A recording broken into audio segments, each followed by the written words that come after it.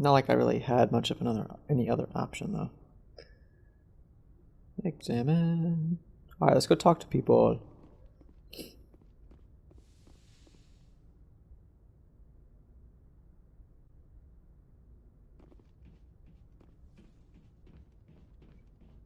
Opening the door.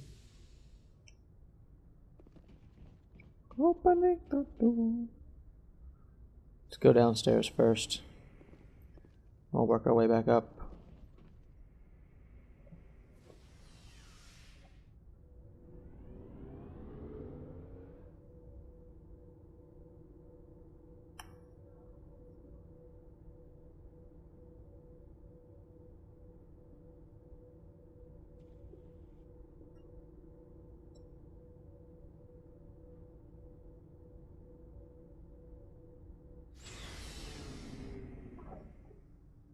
Alright, let's do it.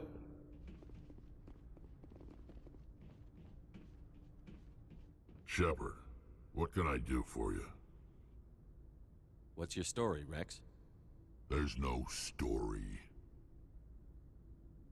Go ask the Quarian if you want stories. You Krogan live for centuries. Don't tell me you haven't had a few interesting adventures. Well, there was this one time the Turians almost wiped out our entire race. That was fun. I heard about that. You know, they almost did the same to us. It's not the same. It seems pretty much the same to me. So your people were infected with a genetic mutation? An infection that makes only a few in 1,000 children survive birth? And I suppose it's destroying your entire species? I suppose it isn't all the same. I don't expect you to understand, but don't compare humanity's fate with the Krogan. I was just making conversation. I wasn't trying to upset you. Your ignorance doesn't upset me, Shepard. As for the Krogan, I gave up on them long ago. The genophage infected us, but it's not what's killing us. What can you tell me about the genophage? Ask the Solarians if you want details. They made it. All I know, it makes breeding nearly impossible. Thousands die in stillbirth, and most never get that far. Every Krogan is infected, every one, and no one's rushing to find a cure. Why don't the Krogan try to find a cure? When was the last time you saw a Krogan scientist? You ask a Krogan, would he rather find a cure for the genophage or fight for credits? He'll choose fighting every time. It's just who we are, Shepard. I can't change that. Nobody can. Are your people really dying? We're sure not getting any stronger. We're too spread out. None of us are interested in staying in our own system. Lots of species have left their homes and prospered. But they go to colonize new worlds. We're not settlers. We're warriors. We want to fight.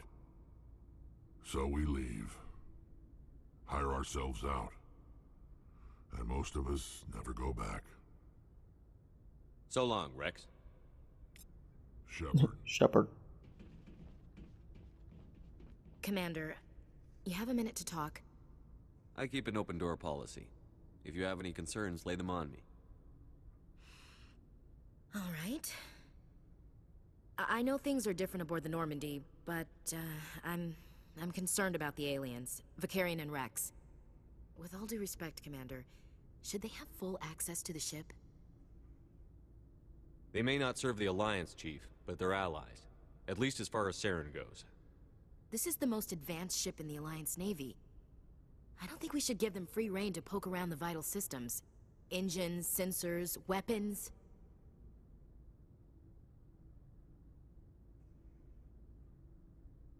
You don't trust the Alliance's allies?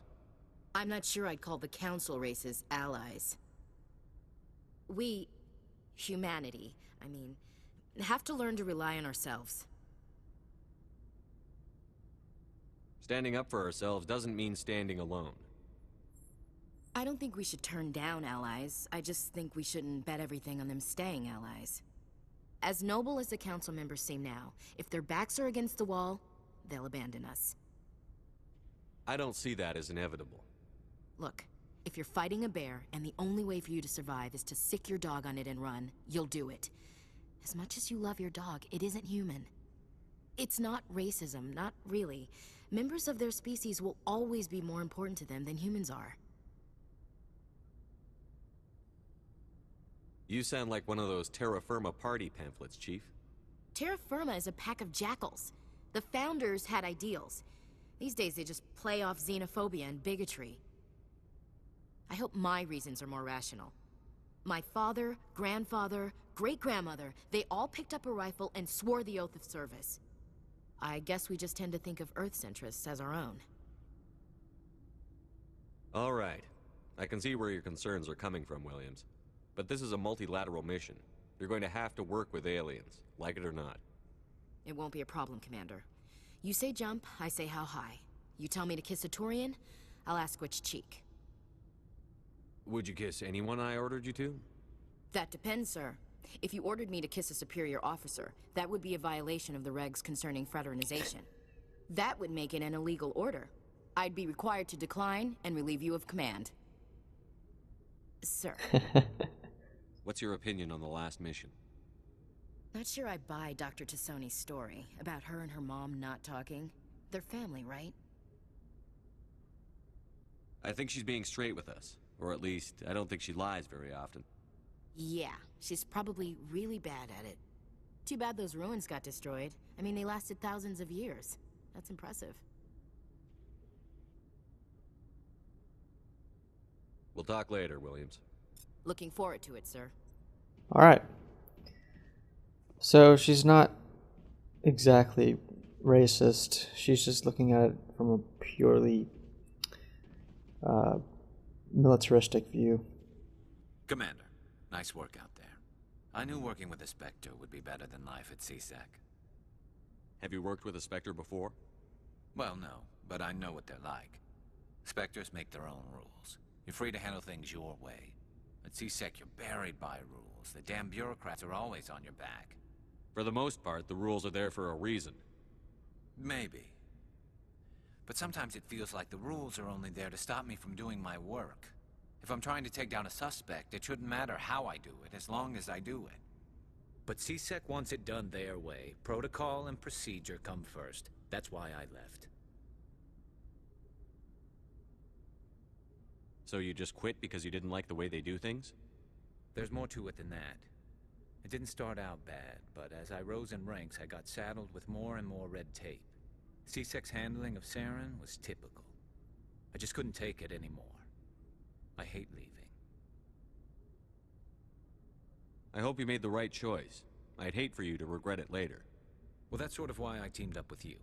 It's a chance for me to get off the Citadel, see how things are done outside CSEC. Either way, I plan to make the most of this. And without CSEC headquarters looking over my shoulder, well, maybe I can get the job done my way for a change. If getting the job done means endangering innocent people, then no. We get the job done right, not fast. Got it? I wasn't trying to... I understand, Commander. Sorry, Garrus, but I can't exactly control what Commander Shepard says. You type one thing, and it's like a lot of times he says something completely different. It's pretty funny. Your ship's amazing, Shepard. I've never seen a drive core like this before. I can't believe you were able to fit it into a ship this small. I'm starting to understand why you humans have been so successful. I had no idea Alliance vessels were so advanced. The Normandy's a prototype. Cutting-edge technology. A month ago, I was patching a makeshift fuel line into a converted tug ship in the flotilla. Now, I'm sitting on board one of the most advanced vessels in Citadel space. I have to thank you again for bringing me along. Traveling on a vessel like this is a dream come true for me. I had no idea you found ship technology so interesting. It comes with being a Quarian. The migrant fleet is the key to the survival of my people. Ships are our most valuable resource. But we don't have anything like this. We make do with cast-offs and second-hand equipment. We just try to keep them running for as long as we can. Some of the fleet's larger vessels date all the way back to our original flight from the Geth. I can't believe your fleet's still using ships that are 3 centuries old. They're constantly being repaired, modified, and refitted. They aren't pretty, but they work. Mostly. We've tried to make ourselves as independent as possible on the flotilla. Grow our own food, mine, and process our own fuel. But some things we just can't make on our own. A patch to maintain the hull integrity requires raw materials we just don't have. That's why our pilgrimages are so important. Tell me about your people. Our lives aren't easy. Resources are scarce, and we are constantly on the move. Everything we do must in some way contribute to the continuation of the migrant fleet. There are 17 million Quarians in the flotilla, and each of us relies on the others for survival.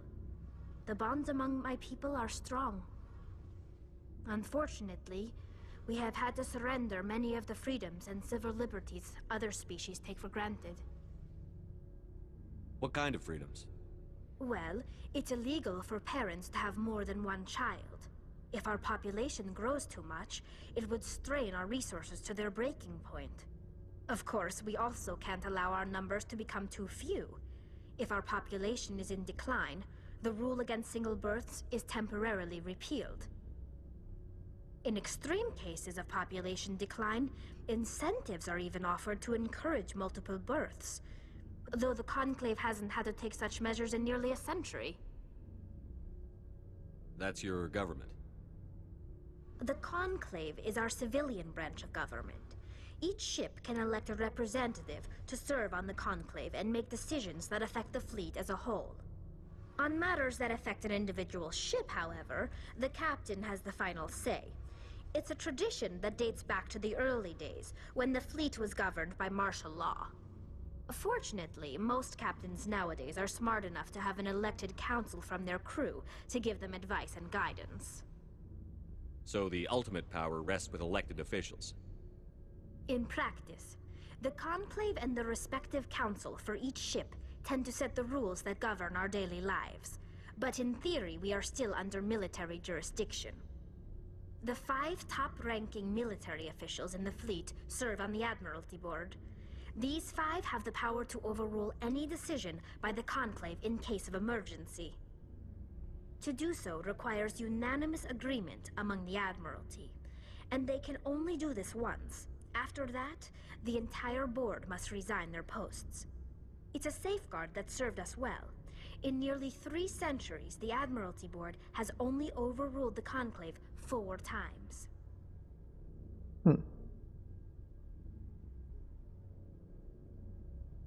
I want to know more about the Geth. I doubt I can tell you anything you don't already know. It's been almost 3 centuries since they drove my people into exile. All I know is the story of their origins. What they were when we created them, and how they turned on us. Interesting. The Geth were originally created to serve as an automated manual labor force. Initially, their intelligence was as limited as any VI. Over time, we made small modifications to their programming to allow them to perform more varied and complex tasks, bringing them closer and closer to true AI status. How come the Council didn't step in and stop you? This wasn't true AI research. We may have been skirting the bounds of the law, but we never did anything that was actually illegal. The changes were so insignificant, so gradual, that we were able to control them. Or so we thought. But one thing we underestimated was the power of the neural network. A million Geth thinking simultaneously created an inherently unstable matrix. So, the Geth share brain power? Many of the Geth's logic systems were designed to work in concert with other nearby Geth. Basically, the more of them you have in a group, the smarter they are. So there's some sort of group consciousness. No, nothing like that. They cannot share sensory data or information. Their programming cannot handle that much simultaneous input. Each Geth maintains an individual awareness and identity. The neural network only operates on a process-based level. It's basically the synthetic equivalent of a subconscious. But when they're in close proximity, they can coordinate low-level functional processes, freeing up more capacity for original or independent thought. What made them rebel? As we built more and more Geth, their effective intelligence became more sophisticated, more abstract. One day, a Geth began to ask its Quarian overseer questions about the nature of its existence. Am I alive? Why am I here? What is my purpose? As you can imagine, this caused a near panic among my people. What did you do? It was inevitable the newly sentient Geth would rebel against their situation. We knew they would rise up against us, so we acted first. A general order went out across all Quarian-controlled systems to permanently deactivate all Geth. The Geth responded to this order violently. You can't blame them for fighting for their survival. We had no other choice. The Geth were already on the verge of revolution. By acting quickly, we had a chance to end the war before it began. The hope was that most of the Geth would still be little more than machines, incapable of organized resistance. But they had progressed much further than anyone anticipated. The war was long and bloody. Millions upon millions of Quarians died at their hands. In the end, we were forced to flee our own homeworld. We feared the Geth would pursue us, but they never came beyond the Veil. Now we drift through space, exile searching for a way to reclaim what was once ours.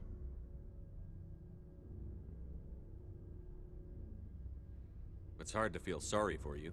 Your ancestors tried to wipe out another species. We made a mistake when we created the Geth in the first place, but we did not make a mistake when we went to war against them. If we had not acted, they would have wiped us out. They're a synthetic life form. They have no use for organics. None. Why do you think they cut themselves off from the rest of the galaxy? Why do you think they've killed every organic being who's ever tried to contact them? They didn't kill Saren. What does that tell you? The Geth are not innocent victims in all this. They're the enemy. They want to destroy us. Not just the Quarians. All organic life. That's why they've joined up with Saren. And that's why we have to stop him. I want to know more about the pilgrimage. When my It's a people long reach conversation. maturity, we leave our birth ships and seek acceptance with a new crew. It's necessary to maintain genetic diversity among the fleet. But no ship wants to accept someone who will be a burden on them. So, to prove our worth, we embark on a pilgrimage. We set out alone, leaving the flotilla and our families behind us. We only return once we have found something of value we can bring back to the fleet. This is presented as a gift to the captain of the respective ship we wish to join. If the gift is accepted, we are welcomed into the crew. Can a captain choose to reject the gift? That doesn't happen often. Most captains are eager to increase the size of their crew. It increases their own standing in our society. Even when a gift is not particularly valuable, the captain usually accepts it out of a sense of tradition. However, there is a stigma to presenting a substandard gift. It's not the best way to make a good impression on a new community. Most pilgrims don't return until they find something worthwhile. I want to talk about something else. Like what? I should go. Like what? I should go. See you later. I'm not gonna talk to him. I don't really care. Talk to Engineer Adams. To be honest with you. Here we go.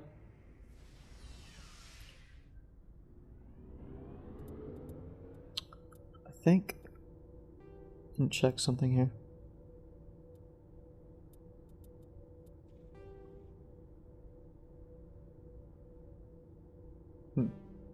Okay.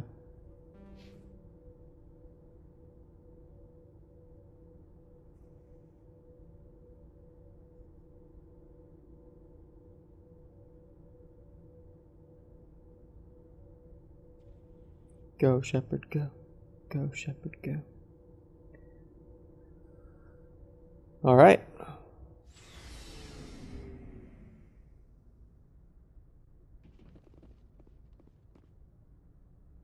Oh yeah, I gotta go talk to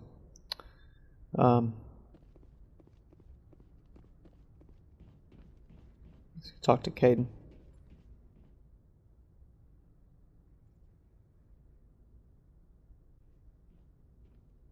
Anything you need, Commander?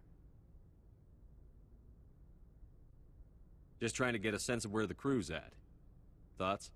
Is this an official evaluation, Commander? Or off the record? All right. Let's label it officially off the record. Got something on your mind? Straight up, there's something wrong with all of this. This Saren is looking for records on some kind of galactic extinction, but we can't get backup from the Council? Sorry, Commander. There's writing on the wall here, but someone isn't reading it. We've got our orders. Belly aching won't change them. I hear you. It just seems like a group that's been around as long as the Council should see this coming. Sorry if I got too informal. Protocol wasn't a big focus back in Bot. Tell me about it. Biotic acclimation and temperance didn't last past the airlock. To the kids they hauled in, it was brain camp. Sorry, hauled in is unkind. We were encouraged to commit to an evaluation of our abilities so an understanding of biotics could be compiled. There are worse results of accidental exposure to element 0 in the womb. Beats the brain tumors some kids grew up with. Seems like you beat the odds. How many didn't make it? Out of 100, maybe 60 have no effect. 30 suffer adverse effects, little things like brain cancer. The other 10 show enough ability to augment with implants. Not always permanent, though. Not like the cancer. Next thing you know, you're out on Jump Zero. I mean, how's a kid supposed to deal with that? A station at the edge of human space. Jump Zero is Gagarin Station, right? What's it like?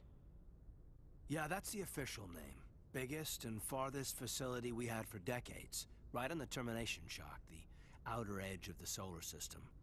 It's where they did all the Goose Chase FTL research before we caught on to using mass effect fields. It was a sterile research platform when I was there.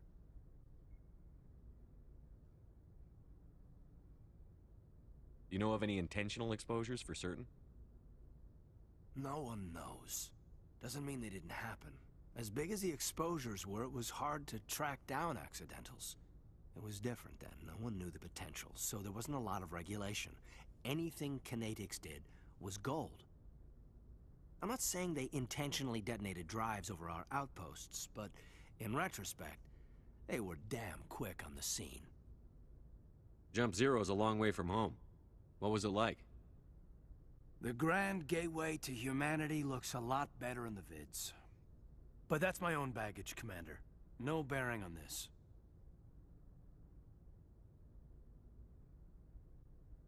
It's a big galaxy, Lieutenant. Who knows what will come in handy? If you say so, sir. Besides, I've got my past squared away. Alright. Let's go see Liara. Yes, Commander? Is there something you need? How did you end up serving on an Alliance ship? I enlisted right out of med school. Earth always seemed boring to me. Too safe, too secure. I figured the colonies were teeming with exotic adventure. I wanted to travel the stars, tending the wounds of tough soldiers with piercing eyes and sensitive souls. Turns out military life isn't quite as romantic as I'd imagined. But humanity needs the Alliance if we want to keep expanding through the Traverse, and the Alliance always needs good doctors. So I stayed on to do my part. Ever think you made the wrong choice? Sometimes I think about opening a private practice back on Earth, or maybe taking a position at one of the new med centers out in the colonies. But there's something special about working on soldiers. If I left the Alliance now, I'd feel like I was abandoning them. I should go. Goodbye, Commander. Okay.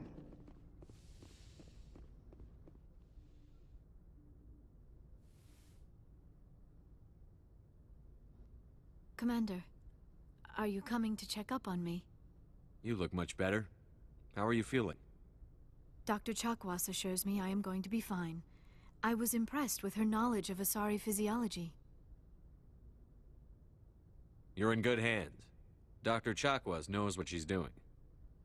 I never properly thanked you for saving me from the Geth, Commander. If you hadn't shown up, I'm just glad we got there in time. So am I. I know you took a chance bringing me aboard this ship. I have seen the way your crew looks at me. They do not trust me. But I am not like Benezia. I will do whatever I can to help you stop Saren. I promise. Don't worry, Liara. I trust you. I know you won't let me down. It means a lot to hear you say that, Commander. Thank you. Tell me about yourself, Liara. Me?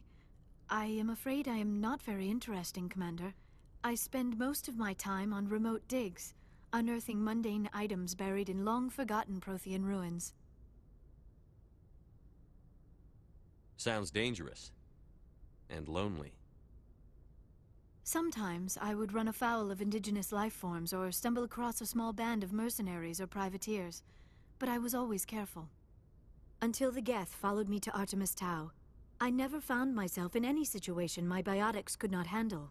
As for the solitude, well, that is one aspect that most appealed to me. Sometimes I just need to get away from other people. That doesn't sound very interesting. I love my work. Seeking out history's lost secrets has a special appeal for me. You were actually touched by working Prothean technology. That is why I find you so fascinating, Commander. Sounds like you want to dissect me in a lab somewhere. What? No, I did not mean to insinuate. I never meant to offend you, Shepard. I only meant that you would be an interesting specimen for an in-depth study. No, that's even worse. Calm down, Liara. I was only joking. Joking?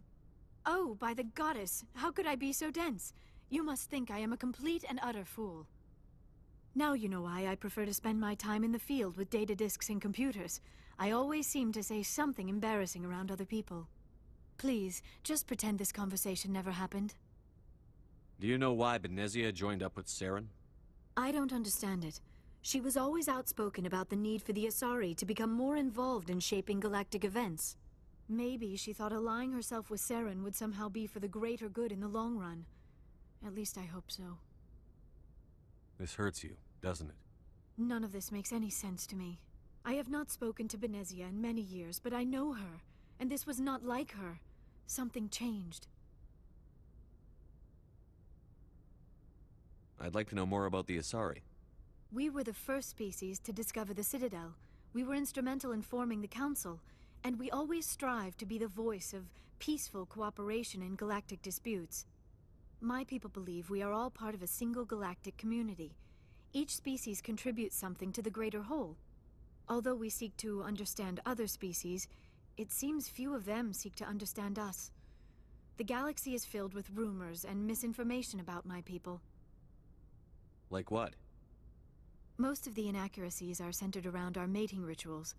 My species is monogendered. Male and female have no real meaning for us. We still require a partner to reproduce.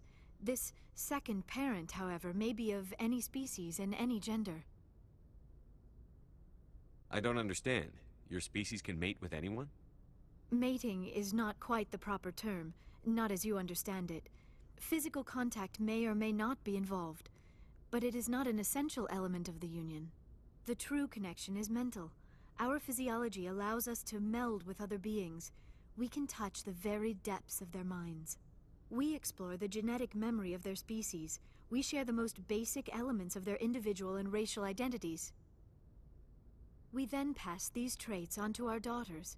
It is how we learn to grow as a species and how we develop a greater understanding of other races. What happens to your partner after the union? Every relationship is different. Some unions are a single encounter with both parents parting ways afterwards. Others can be more long-term. Sometimes an Asari and her partner will stay together for many decades. Do you know who Matriarch Benezia chose as her partner? She rarely spoke of her partner, though I know my father, if you want to use that term, was another Asari. Venezia never told you her partner's name? Union with our own kind is no longer common, not for the purposes of reproduction. Most Asari believe it weakens our species. Asari daughters inherit racial traits from the father species. If both parents are Asari, then nothing has been gained, or so conventional wisdom would hold. I am what is sometimes called a pureblood, though no Asari would ever be cruel enough to say the word to my face. It is a great insult among my people. It is possible Venezia's partner was embarrassed by their union.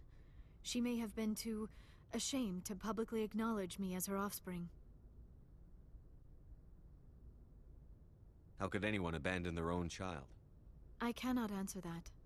This is all speculation on my part. It is possible she wanted to be part of my life, but something happened to her before she had the chance. Venezia never spoke of her partner. Whatever happened, it caused her too much pain to dwell on it. She raised me by herself, though that is not uncommon. Many Asari raise their children alone, particularly if the father species is short-lived. Often the partner will pass on long before the child reaches maturity. You Asari live for 1,000 years. What happens when your partner dies? Few sapient species live as long as my kind. We have learned to take a philosophical approach to our unions. We do not focus on the inevitable loss of our partners. Instead, we enjoy the time we spend with them. And even after they're gone, a part of them lives on in us. The union is a connection that transcends both time and space. I should go. Goodbye, Shepard. Alright. Let's go talk to Joker. And yeah. So talk to Joker and then we'll go back to doing stuff. Boredom.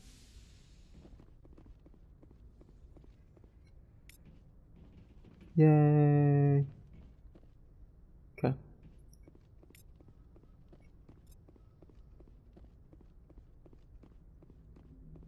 I prefer gold to silver, you know, for my medal. I figured you'd recommend me for one since I, pulled your boots out of the fire.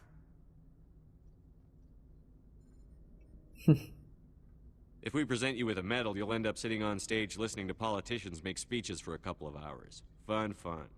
That's a good point. They'd probably make me shave, too. I spent the last 7 weeks working on this baby. No medal's worth that. So, Commander, why don't you tell me why you're really here? I like to know my crew. Mind if I ask you a few questions? I can see where this is going. You did a background check on me, didn't you? Well, I'll tell you the same thing I told the captain. You want me as your pilot. I'm not good. I'm not even great. I am the best damn helmsman in the Alliance fleet. Top of my class in flight school, I earned that. All those commendations in my file, I earned every single one. Those weren't given to me as charity for my disease. What are you talking about? Are you sick? You mean you didn't know? Oh, crap. Okay, I've got Vrolik syndrome, brittle bone disease. The bones in my legs never develop properly. They're basically hollow, too much force and they'll shatter. Even with crutches and my leg braces, it's hard to get around. One wrong step and crack! It's very dramatic. But I've learned to manage my condition, Commander. Put the Normandy in my hands and I'll make her dance for you.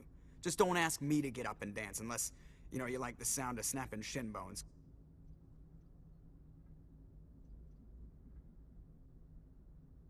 I need to know more about this Vrolik syndrome if I'm putting my ship in your hands. Yeah, of course you do. It's an extremely rare condition. Nobody knows exactly what causes it. Genetic, maybe. It's treatable, but there's no cure. They classify my case as moderate to severe. I was born with over a dozen fractures. Hip, thighs, ankles. My bones were already breaking in the womb. 100 years ago, I wouldn't have survived past my first year. Lucky for me, modern medical science has turned me into a productive member of society. You're not gonna break a bone trying to fly the ship, are you? I don't fly with my feet, Commander, so I'm fine as long as I'm in this chair. I gotta be real careful when I get up to take a piss, though. I can do my job as well as anyone on the ship. Better, actually. So don't worry about it. I'm not trying to make you uncomfortable. Let's talk about something else. Whatever you want, Commander. Why does everyone call you Joker? It's a lot shorter than saying Alliance Flight Lieutenant Jeff Moreau. Plus, I love to make little children laugh. You're dodging the question. Look, I didn't pick the name. One of the instructors in flight school used to bug me about never smiling. She started calling me Joker, and it stuck. Why didn't you ever smile? Hey, I worked my ass off in flight school, Commander.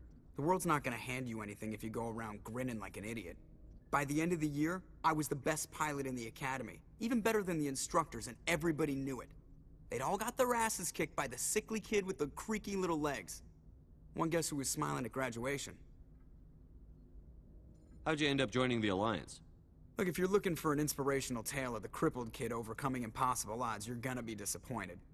My mother was a civilian contractor working for the Alliance. I basically grew up on the Arcturus station back when they were building up the fleets. Spend all that time around Alliance ships, there's a good chance you'll end up going to the Academy. I have to go. Alright, see ya. Alright, see. Alright, let's go to the galaxy map and figure out what to do next.